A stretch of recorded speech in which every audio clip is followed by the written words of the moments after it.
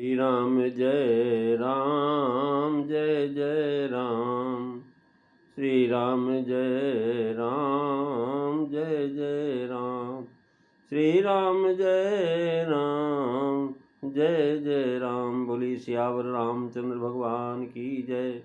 वृंदावन बिहारी लाल की जय। उमापति महादेव की जय। पवन सुत हनुमान की जय। सब संतन की जय, सब भक्तन की जय। सचियां जोता वाली माता तेरी सदा ही जय। बोल सनातन धर्म की जय। सद्गुरुदेव महाराज की जय। नमो पार्वती पते हर हर महादेव।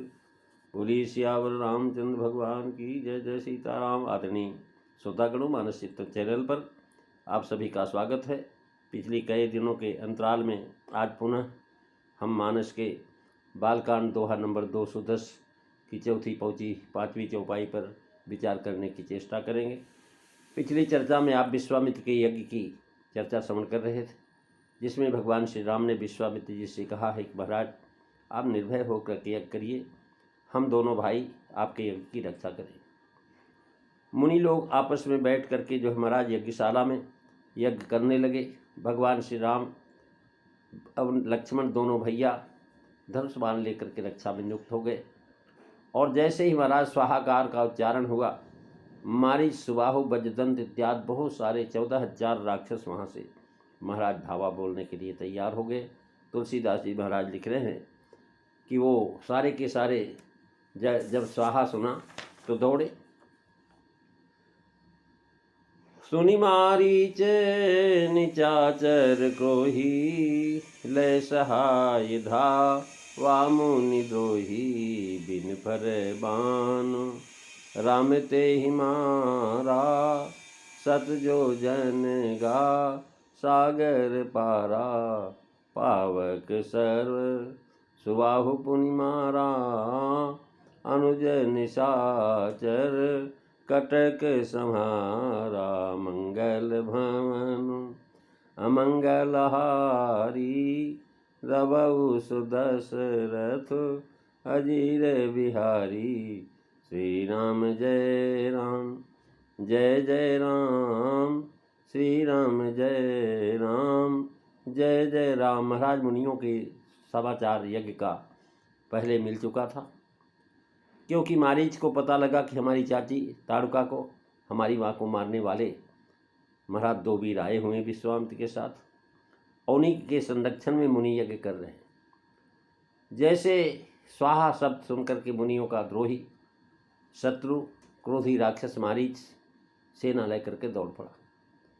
महाराज जब सेना लेकर के आया तो श्री राम जी ने बिना फल वाला एक बाण उस मारीच के ऊपर चलाया, और जब पावक मारा उसको तो महाराज 100 जोगन सागर पार चला गया।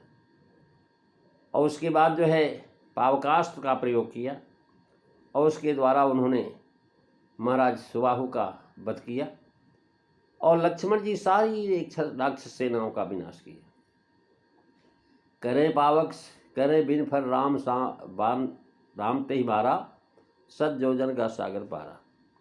यहाँ महाराज बता रहे हैं कि जो है भगवान बिना फर यानी तीर के नोक पर जो लोहा लगता है उसको अनी कहते हैं। यही नुकीला लोहा फल कहलाता है। इसे निकाल देने से थोथा तीर रह जाता है। जब प्राण लेना प्रेत नहीं होता तो बिना फल का बाण चलाया जाता है। बिना फल का बाण क्यों चलाया, उसे जीता क्यों छोड़ दिया, इस पर अनेक प्रश्न।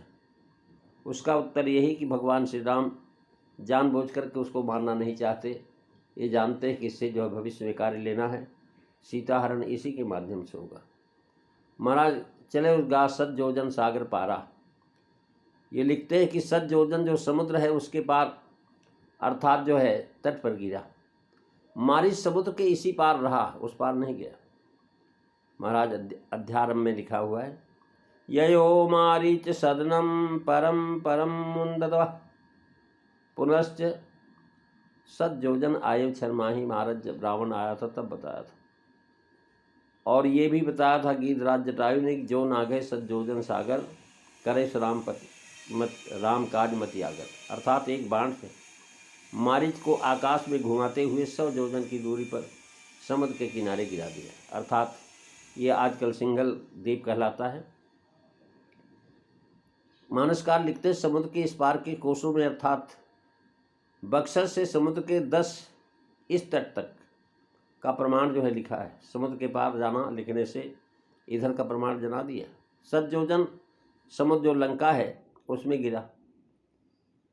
यानी इस प्रकार से अधिक लोगों का मत यही है। और जो है उस पार समुद्र तट पर गिरा, पीछे इस पर पार चला आया होगा। उसने स्पष्ट किया कि समुद्र में गिरा था, पर वहाँ से लंका में नहीं आकर के महाराज इधर किनारे पर आ गया। 7 योजन वाले समुद्र का पार नहीं गया। अब प्रश्न उठा, जब लंका में जा गिरा तो उसने रावण को क्यों नहीं निवेदन किया? इसका उत्तर यह है कि दैवयोग से उस बाण के प्रभाव से उसके मन में भय और भ्रांति हो गई, जिससे उसने लज्जित होकर के न तो रावण के कुछ कहा, न अपने आश्रम पर ही लौट गया। महाराज आकर के बाहर, मुनिमख राखन गयो कुमारा, बिन सब राम बिन फर सर रघुपत मोहि मारा। 7 योजन आयु छन माही, तिनसन बैर किए भल नाही। पावक सर महाराज, ये रावण को उसने बताया कि महाराज जब तक जहाँ मैं रह सुनता हूँ तो वो दोनों भैया नजर आने लगते हैं। मेरी तो महाराज कीट भंग की तरह से दशा हो गई है। महाराज ये तो मारीच की बात आपने सुना। सुबाहु महाराज भगवान के बगैर नहीं मर सकता था, विश्वामित्र जानते हैं। प्रथम मारीच पर बाण चलाया गया, फिर सुबाहु पर मारा गया, तो उसके बाद सेना ऐसा लिख करके भी जना दिया कि इसी क्रम से निशाचर आगे पीछे थे। मारीच ज्येष्ठ भाई था, आगे था, उसके पीछे सुबाहु रहा, उसके पीछे सेना थी। इसी क्रम से वध भी किया गया। मारीच और सुबाहु मुख्य थे, अतः इनको श्री राम ने स्वयं मारा और अनुचरों को लक्ष्मण जी ने मारा। अग्नि शास्त्र से सुबाहु को मारा, कहकर के नायक वायव्य अस्त्र से मारीच को उड़ाया, हवा से गया। वायु से अग्नि है, जो अग्निबाण से सुबाहु को मारा। अग्नि से महाराज जल है और जल से स्वामी वरुण। वरुणास्त्र से कटक का संहार किया। वाल्मीकि रामायण में लिखा हुआ कि मारीच सुबाहु आदि राक्षस आकाश में दिखाई दिए। वे सुकृता पूर्वक दौड़े आ रहे हैं। यह देख कर के श्री राम जी ने मनोनिर्मित सीतेश नामक मानवास्त्र मरीच पर चलाया, जिसके लगने से वह समुद्र में 100 योजन जा गिरा, चक्कर खाने लगा, मूर्छित हो गया और बुद्धि भ्रमित हो गई।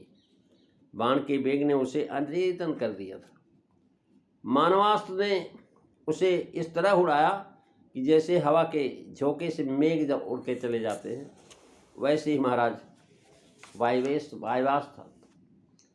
और इस प्रकार से मानस में नाम नहीं दिखाया। मानस के राम में विशेषता यह है कि यह बाण बिना फल के चलाया था। महाराज उसके बाद राक्षसों का वध लक्ष्मण जी के द्वारा हुआ। फिर कहते, मारी असुर सिज मारी असुर सुर द्विज निर्भयकारी, अस्तुति करहि देव मुनि झारी, तह पुनि कछुक दिवस रघुराया, और रहे कीन भी प्रण पर दाया। भगति हेतु बहु कथा पुराना, कहे विप्र यद्यपि सब जाना। मंगल भवनु अमंगल हारी, रबहु सुदशरथ अजीर बिहारी। निश्चरों को मार करके ब्राह्मणों को निर्भय करने वाले श्री राम जी की स्तुति सारे देवता और मुनि करने लगे। रघुनाथ जी ने वहाँ कुछ दिन रह करके महाराज जो ब्राह्मण थे, विद्वान थे, जो ऋषि मुनि थे, उनके ऊपर दया किया। भक्ति कारण मुनि ने बहुत सी प्राचीन कथा और पुराने सुनाई। कथा पुराण कहे, यद्य प्रभु सब कथा पुराण जानते हैं, लेकिन महाराज मुनि निर्भय हुए और जो है उनके यज्ञ की रक्षा हुई, सदा के लिए कंटक दूर हो गया, अतः उनकी स्तुति करना उचित। पर देवताओं ने स्तुति क्यों की? वहाँ स्तुति करने में देव ही प्रधान रखा गया है। यहाँ क्यों? क्योंकि देवता सदा से राक्षसों के बैरी, और दूसरे यज्ञ की रक्षा से देवगण भी अपने अपने भाग की रक्षा से निर्भय हुए। अब उनको भाग मिलेगा, सुखी रहेंगे। मुनि लोग यज्ञ करके दूसरे यज्ञ की रक्षा से देवगण भी अपने अपने भाग को प्राप्त करेंगे। मुनि लोग निर्भय हो गए। भाव यह है कि देवताओं को हजारों वर्षों तक यज्ञ भाग नहीं मिला था, जिसे पाकर के आज वो तृप्त हो गए। अतएव पहले स्तुति करने लगे। यज्ञ की समाप्ति पर ऋषिगण स्तुति करते हैं। प्रेमी सज्जनों,